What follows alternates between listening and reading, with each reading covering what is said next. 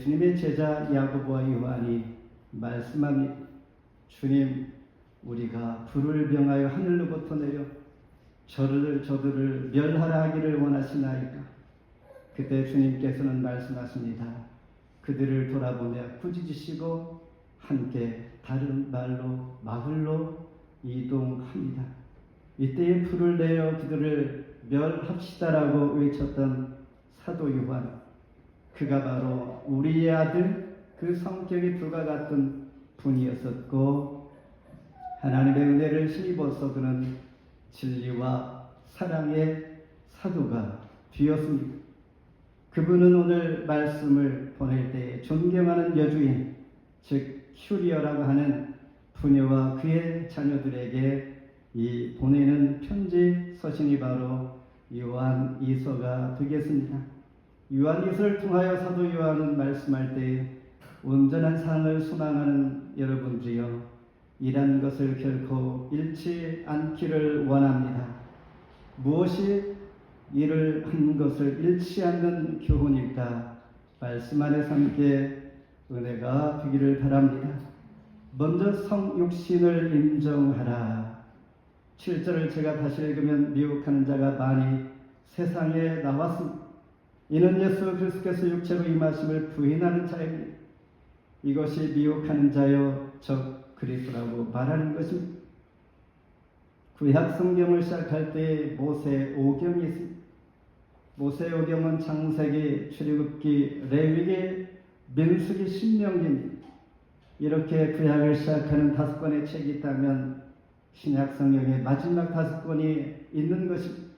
이 5권은 사도 요한이 기록한 요한복음, 요한 1서, 2서, 3서, 그리고 요한계시록으로 성경이 마무리됩니다. 특별히 요한 2서는 1서의 축소판이며 성경이 점차 1서와 2서, 3서 짧아지고 있습니다. 그러나 짧은 성경이지만 성경의 내용은 그 깊이가 느껴지게 합니다. 특별히 요한 1서 4장 2절에서 이미 언급했던 당시의 헬라 영지주의자들은 예수님께서 몸을 입고 이 땅에 오신 것을 부인하는, 즉 성육신을 부인하는 자들인 것이 지적되면서 그들의 잘못된 교리, 이로 인하여 초대 교회가 위협을 받으면서 그들은 가장 위협을 하는 이단으로 말하고 있는 것입니다. 이들의 사상은 플라톤과 같은 철학자들의 영향을 받아서 진정한 구원은 믿음과 행위가 아닌 참 지식을 소유하는 여부에 따라서 구원이 있습니다라고 하는 그들의 철학, 그들의 사상, 그들은 그 사상과 함께 예수님께서 몸을 입고 이 땅에 오실 성육신을 부인했던 것입니다. 다시 말해서 인간의 지식 외에는 육신, 몸 이런 것들은 천시하는 사상을 가졌기에 하나님께서 몸을 입고 이 땅에 오셨다고 라고 하면서 그들은 인정하지 않은 것입니다. 그렇다면 성육신이라는 것은 무엇이며 왜 이렇게 중요한가라는 것입니다. 기독교의 가장 중요한 교리 중에 하나가 바로 성육신, 하나님께서 몸을 입고 이 땅에 오신 것입니다. 인간과 하나님을 화목하게 할 수 있는 그분이 필요했던 것입니다. 화목 제물로 우리에게 필요하신 예수님께서 오셔야만 했던 것입니다. 그분께서 십자가의 구속을 위하여, 우리의 구속을 위하여 십자가에 친히 달려 돌아가시는 구속 사역이 필요했던 것입니다. 죽은 자 가운데 3일 만에 부활하신 부활의 또한 열매가 되어야 우리 모두가 또한 부활의 소망이 있기에 하나님은 몸을 입고 이 땅에 오셔야만 했던 것입니다. 요한일서 4장 2절에 예수 그리스도께서 육체로 오신 것을 시인한 영마다 하나님께 속한 것이다. 성육신을 인정하지 않는 자는 하나님께 속한 자가 되지 못한다라는 것입니다. 성육신은 사도 요한이 즉흥적으로 바라는 것이 아니요 이미 하나님의 말씀의 성취인 것입니다. 창세기 49장 10절에 보면 그리스도가 유다 지파를 통하여 오실 것입니다. 미가서 5장 2절에 메시아가 야곱의 후손 가운데 유다 지파에서 나올 것이라 이미 예언한 말씀이 성취된 하나님 말씀의 성취 사건이 바로 성육신 사건인 것입니다. 이것을 알고 있던 사탄은 하나님의 아들 예수 그리스도께서 몸으로 오시는 것을 매우 두려워했습니다. 그래서 성경의 역사를 보면 유대 민족을 말살시키려는 큰 사건들이 있는 것을 보게 되는데, 먼저 애굽의 바로 왕이 히브리 남자 아이 모두를 다 죽이라 했습니다. 히브리 아이들은 낳는 즉시 나일강 하수에 다 버리라 명령했던 것입니다. 에스더 시절에도 마찬가지였습니다. 하만이라는 사람이 유대 민족을 말살하려고 했던 것입니다. 예수님께서 태어날 때도 그랬습니다. 헤롯 왕은 2살 아래의 남자아이는 모두 다 죽이라 명령했습니다. 그때 예수님께서는 애굽으로 잠시 피하였다가 다시 오셨던 것이죠.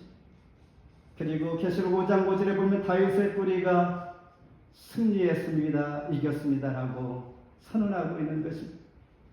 당시의 진리를 왜곡하며 미혹하는 자가 있었던 것처럼 오늘날에도 그런 자들이 도처에 있고 우리 주변에 얼마든지 있습니다. 우리가 믿는 하나님은 삼위일체 하나님, 몸을 입고 이 땅에 오신 성육신하신 하나님이신 것을 우리가 늘 고백해야 합니다. 인정할 뿐만 아니라 그렇게 믿고 또한 거짓 교리들을 구분하여 믿음 안에서 설 이유가 있는 것, 성육신을 통하여 온전히 유일한 구원의 방법이기 때문이었습니다. 두 번째는 온전한 상을 얻어라. 8절 같이 한번 읽습니다. 8절 시작. 너희는 스스로 삼가 우리가 이런 것을 잃지 말고 오직 온전한 상을 받으라. 세상의 모든 행사에는 상금이 있습니다. 축구 선수에 주는 최고의 상은 골든 슈즈, 그리고 야구 선수에게 주어지는 최고의 상은 골든 그루브, 그리고 골프 선수에게는 최고의 상 그린 자켓이 주어집니다. 물론 상금 위에도 어마어마한 상금과 더불어 연봉이 정해지는 큰 상인 것입니다. 그렇다면 예수 믿는 자들에게도 상은 무엇이 있겠는가? 하늘의 상급입니다. 8절에 지금 읽은 것처럼 온전한 상이 있는 것입니다. 상이라는 것은 무엇인가? 이라는 것에 대한 사례금입니다. 누가복음 10장 7절에 일꾼이 그 싹을 얻는 것이 마땅하다. 마태복음 20장 8절에 일꾼이 그 품삯을 받는 것이 마땅할 뿐만 아니라 계시록 2장 11절에서 생명의 면류관이요, 계시록 3장 21절에서 하늘 보좌에 함께 앉게 하는 놀라운 하나님의 상이, 시편 128편 2절에 너희 손이 수간대로 먹을 것이라. 그리고 너희가 복되고 형통하리라. 하나님 앞에 수고한 자들에게 주어지는 상급이 성경에는 수없이 많은 놀라운 하나님의 은혜인 것을 우리에게 말씀해 주고 있습니다. 상도 중요하지만 잃지 않는 것이 더 중요합니다. 그래서 잃지 않는 것을, 일하는 것을 잃지 않기 위해서는 어떻게 할까? 7, 8절에서 상과 비교하여 말씀하는 미혹되지 않도록 자신을 주의하라 말씀하고 있습니다. 디도서 1장 11절에는 그들의 입을 막을 것이라. 마땅하지 아니한 것을 가르쳐 가정들을 온통 무너뜨리는도다. 예수님도 십자가 뒤의 영광을 바라보면서 고난을 견뎠고 하나님 영광을 바라보면서 미혹 수많은 순환 가운데 잘 극복하신 것을 보여주셨습니다. 사도 바울도 빌립보 3장 8절에서 영원한 상급을 확신하면서 고난을 참을 뿐만 아니라 기득권이 자기가 가진 세상에 자랑할 만한 것들을 모두 배설물처럼 여겼고 예수 그리스도를 아는 지식이 세상에서 가장 고상하다라고 그는 말하고 있는 것입니다. 온전한 상을 얻어야 합니다. 이란 것을 잃지 말아야 합니다. 상을 받을 만한 일을 또한 우리는 해야 합니다. 미혹되지 않도록 이단 사상을 늘 분별하며 내 자신을 살펴서 진리 가운데 있어야 하는 것입니다.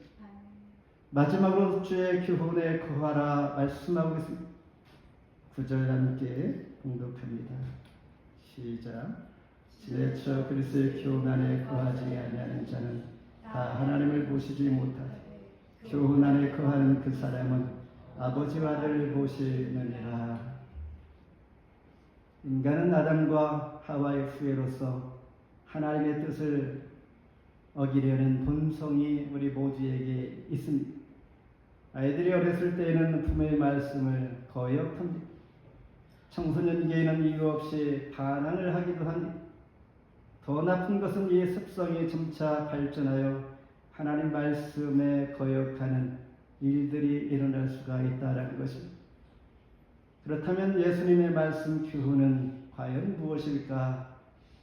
교훈 안에 거하라. 교훈은 무엇입니까? 메시아가 누구인지를 나는 알고 있는가? 그리고 메시아가 이 땅에 왜 오셔야 했는지를 나는 대답할 수가 있는가?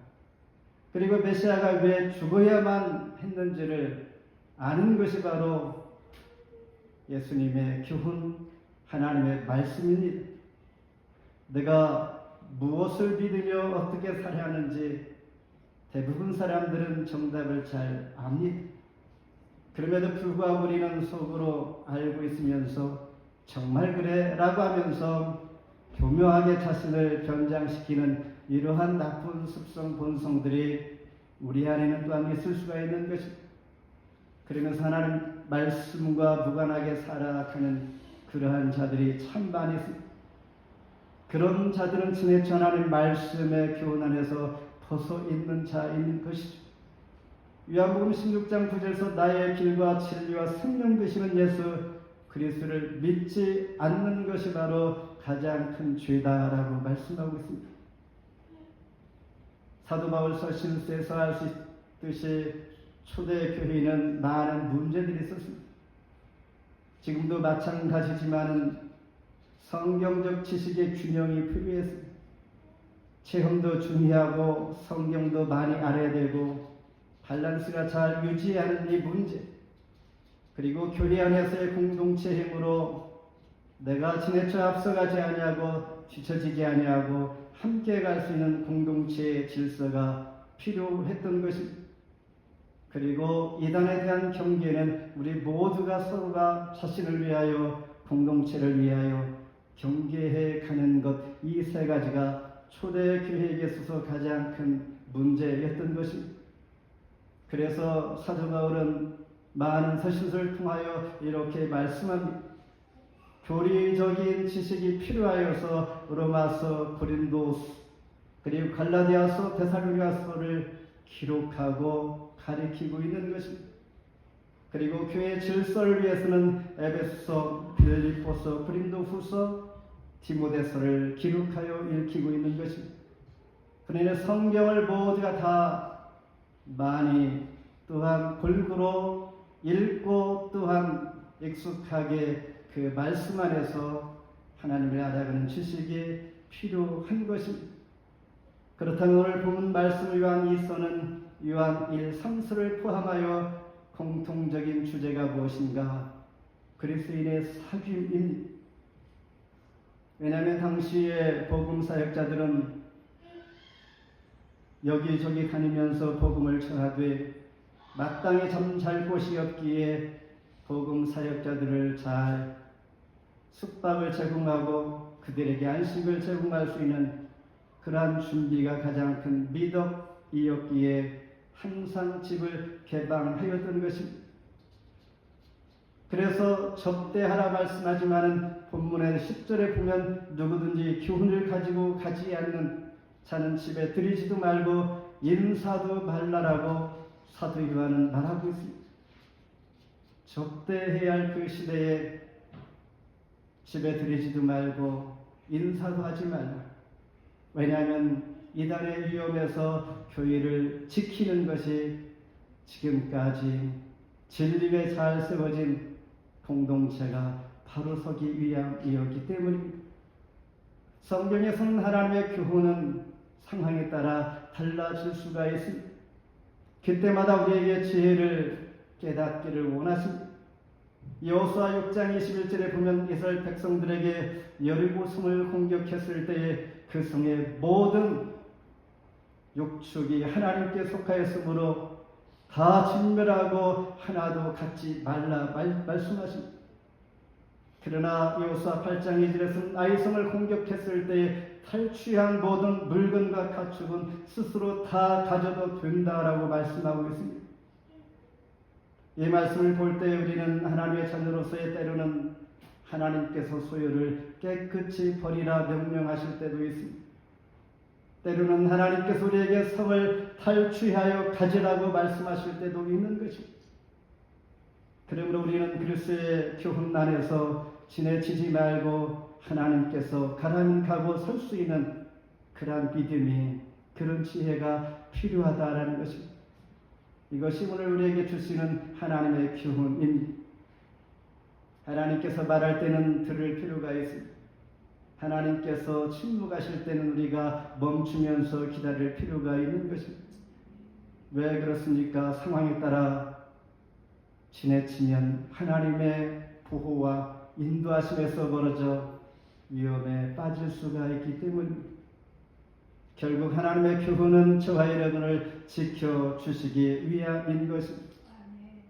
주의 교훈에 거하며 온전한 상을 받아들이는 것, 받는 것, 달려온 것 이상만큼이나 우리가 지키는 것 매우 중요하고 지키되 하나님 교훈 안에 말씀 안에 있기를 원하는 것입니다. 말씀을 맺습니다. 엘자베스 엘리엇이라는 사람이 지금 고통은 헛되지 않습니다라는 책에서 이런 내용이 있습니다. 1820년 세상에 태어난 지 6주 된 아이의 눈에 염증이 생겼습니다. 의사에게 달려가는 의사는 뜨거운 찜질약, 잘못된 약을 눈에 발라주었습니다. 약을 바르자마자 각막이 타버렸습니다. 이 아이는 더 이상 앞을 볼 수 없게 되었습니다. 얼마나 고통과 낙심과 실망과 세상이 무너졌겠나. 그러나 이 아이는 애통 가운데 다행히도 몸을 입고 이 땅에 오신 주님을 만났던 것입니다. 주님의 말씀에 거하며 9살이 되던 그 해에 시를 쓰기 시작했습니다. 그리고 점차 자라면서 찬송시를 약 8,000편이나 쓰게 됩니다. 우리가 찬양하는 찬송가 288장, 예수를 나의 구주 삼고, 이 찬송을 썼습니다. 498장 저 죽어 가는 자 다 구원하고, 이렇게 수많은 찬송을 그는 썼다고 합니다. 특별히 28장 288장에서 찬송가 가사를 보면 그녀는 세상과 나는 간 곳이 없습니다. 구속한 주만 보입니다라고 고백하고 있습니다. 세상이 보이지 않지만은 나를 구속하신, 속량하신, 만왕의 왕이 되시고 몸을 입고 이 땅에 오신 주님만 바라보면서 그는 세월을 헛되이 보내지 아니하고 천국을 소망하며 그리스도의 교훈 안에서 거한 그는 하나님 앞에 받을 상을 소망하면서 달려가는 이러한 사람들이 이 땅에 수없이 많이 있을 뿐만 아니라 저와 여러분에게 큰 교훈을 주고 용기와 담대함을 또한 선사하고 있는 것입니다. 이 진리를 빼앗기지 않도록 우리는 늘 미혹에 주의하며 승리하는 삶을 살기를 결단해야 합니다.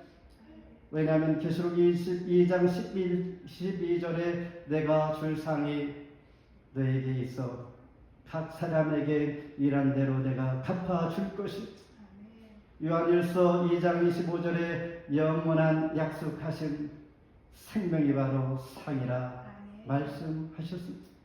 이 상을 소망하면서 오늘도 주 안에서 일한 것이 헛되지 아니하고 또한 하나님 앞에 신성 주의 상을 소망하면서 이 땅 내게 주어진 힘과 지혜와 지식과 시간과 상황에 주어지는 한 하나님 앞에 충성하며 믿음으로 나아가는 그 이유를 또한 우리가 발견하고 알고 깨달아 승리하는 한 주간 되기를 주의 이름으로 축복합니다.